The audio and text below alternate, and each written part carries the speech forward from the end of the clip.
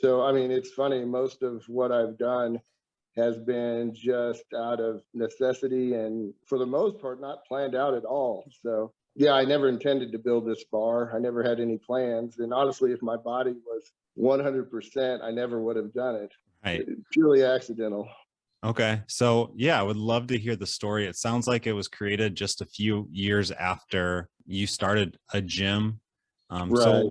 And you mentioned some injuries. So, when did you originally come up with the idea for the Mars bar and why? Basically, everything that I had tried had been exhausted. I never liked to squat or deadlift until I started doing them and I realized all of the potential. And what happened was low bar, straight bar squat became one of my favorites, basically my staple. And I've never been strong in the bench press. So, I mean, that was my squats and my back were the two things I focused on. What happened was I was getting stronger and stronger, and I thought this is fantastic. Every day is just better and better. And being young, well, I was in my early to mid 30s. I hadn't suffered at all. I was just going to the gym, go as hard as I could. The worst thing that I thought would happen is I wouldn't finish the lift. I'd have to bail. Never even in 100 years thought about injury. Mhm. Didn't.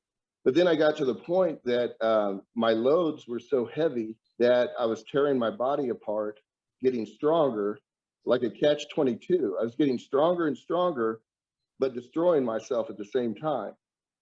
And it got to the point that I had to alter my low bar squat form to work around my injuries, which basically caused more injury. And I remember my brother was spotting me one time, and I had like 600 or 700 pounds on my back, and I was basically holding them with two fingers because I couldn't get my hands back any further. And I asked him when I racked it, I said, "Did that look all right?" And he says, "I have no idea. I was watching your wrist; they look like they're about to snap." Uh-huh. And then it just got to the point I couldn't even hold the bar, couldn't get my arms behind my mobility, shoulder mobility wasn't there. Like I said, or we talked about, I have a gym, so I have all the apparatus there. So I thought, well, okay, that's fine. Sucks, but I'll max out on. I'll use the safety squat bar, which I was never really a fan of. I always preferred straight bar. And then I thought leg press, hack squats, Smith machine. I thought, well, if I max out on all of them and go really heavy, it should be the same. It wasn't. I don't know what it is about the squat, but I always seem to get more results and I can feel it deeper. I think the other ones for me were better accessory, to finish off with, but not a primary. And my last ditch effort was to go to the Arnold, I think in 2002 or three. They always have some really cool equipment, and I thought there's got to be something up here for me. Yeah. There wasn't, and running out of options, that's where the Mars bar came from. Got it. So what was the first step in actually creating something like this? Well, I realized that my shoulders and wrists wouldn't allow me to hold a bar. So I had to come up with some sort of harness that would do that for me. And obviously, I had no idea. I'm not an engineer by any means. You're talking about just beating metal into place and hoping that it works. That was kind of the whole scientific process there. What I did is I took one of our safety squat bars and kind of cut it up a little bit. And then I came up with a harness and then had to then it's funny, once I solved one problem, I realized I had another. Then it was trying to position the bar where it would give me the most benefit. I wanted to take the weight off the spine and the back, and that's why I kind of positioned it a little lower than the typical, where you would hold it for or for a Right. straight bar. And what I found is all of a sudden my lifts went up dramatically and I wasn't getting hurt anymore. And over the years from 2003 to, I think, man, I'm trying to remember when we actually showed it for the first time was 2019. So a few years in between, I was basically tinkering on it and, making it better and better, but never to sell it. It's just one of those things, you walk by a squeaky door, you want to oil it. So that's all it was. And then I was actually at a birthday party with a good buddy of mine, and we used to compete against each other on strength. And I was giving him crap about how much I was lifting. And there's a lot of fitness folks that, like buddies do. Nobody gave a damn about how much weight was on the bar. They wanted to know what was that freaking bar. And I was like, oh, it's just something I welded up. And then people were saying, you should really let some people look at it. So had I not gone to that birthday party, I don't know if anything would have happened.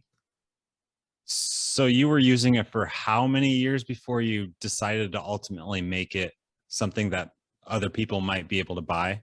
I think 2015, 16 is when the idea popped around. So that would have been, yeah, about 12 years. That's what I thought. So were other members of your gym, I'm guessing that's where you were using it. Did they ever borrow it? Did they give you feedback? I was so concentrated on my family and work. I never thought that anything, which I would tell anybody out there because that was news to me. If you've got an idea, pursue it. I had no idea that anything I cooked up was worth anything. Never did. But I got a lot of members that said this bar has ruined leg day for them because if they leave town, they can't squat. And they said this is the only bar they can use. And I'm getting a lot of feedback around the country about that too. There's, the conjugate method and all that. I'm not underselling that by any means. I'm a huge fan of Louis Simmons, Donnie Thompson, a lot of guys out there. Mine was out of necessity because being somewhat, doing law enforcement, teaching, you got to be able to do the job, present yourself in a confident, good officer presence and not get hurt. Well, I can't afford to go for a world record and be laid up for 6 months. So how I trained was a little different, kind of more as an athlete, I guess, than a power lifter, I guess. Right. But I do love doing powerlifting too, until I wreck myself again. I had one guy from Oklahoma, I think, called up and he wanted me to send him the designs. And I was just kind of like, no, this is my bar. I'm not sending you my designs. I think that was the first time I thought, well, that's kind of neat. Somebody from Oklahoma wanted to replicate this, but that was it. Yeah. And before we get into bringing it to market, would you mind, for anybody who has not heard of the Mars Bar or really heard you talk about it or just needs to be educated on it more, could you explain how it's different than just a traditional SSB or other squat bars on the market? Sure. The problem I have with a lot of what's out there, and I'm not bagging on anything, it's like anything else. I've come to the conclusion in business and everything else, a solution produces two problems. And you just constantly go, you never get to that point where I've solved everything. Everything is perfect. It's always a compromise. And with the SSB and all that, I think Jesse Hoagland came up with it in, I don't know, 82, 84, something like that. And nothing against him. I completely understand where he's going. The thing I didn't like about it was it carries the load on the back of the neck, which the moment arm basically impacts your mid to low spine. Basically, it throws you forward. So once again, you're compensating your form to basically allow for the physics of that bar. I just felt like I was hindered. It's kind of like what was happening with the straight bar. I couldn't go as strong as I wanted to go with my legs because my wrists were falling apart and my shoulders. And I thought, man, so basically I'm being held up by these weaker links. So how do I remove these weaker links and just concentrate on the strong areas that I'm trying to, work with? So basically that was it. The harness, people think it's just a big padded harness and it's very comfortable, which it is. We've had a lot of people that buy it strictly because it is so comfortable. The other thing is it puts the load on the hips, not the back. I've had so many doctors look at it. They've all said this is the only bar on the market that actually supports the spine and stabilizes it. So we have so many people with scoliosis and all sorts of spinal injuries that are using the bar. And then, of course, we've got people that are using it that don't want a spinal injury, because for you young lifters out there, once your back goes, it's an uphill battle in life, not only lifting. The other thing was I wanted it to be as natural as possible, just like a low bar, straight bar, but without all the collateral damage to your body. The way it's positioned, the physics of it, you go straight down and straight up. It's a neutral lift. You're not pushed forward, you're not pushed backwards. It's just like a low bar squat without all the wear and tear.